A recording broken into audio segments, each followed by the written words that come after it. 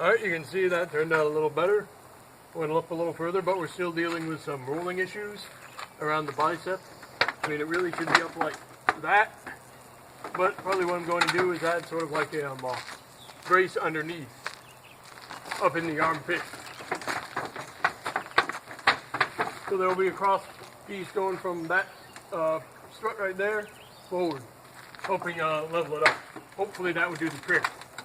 Otherwise I'd have to do, maybe put a rope on the back and sort of like bend it around or something.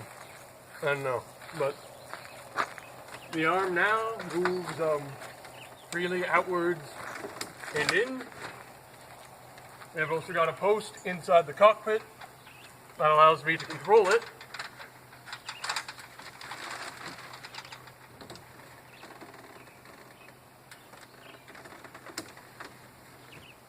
Yes, the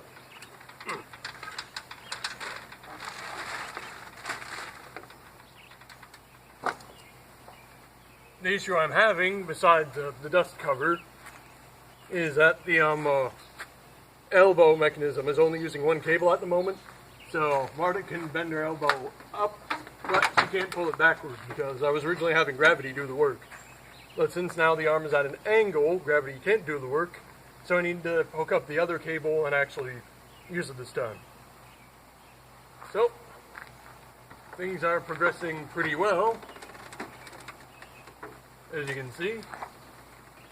I mean, I am dealing with a bit of tension in the back. Here, I'll show you.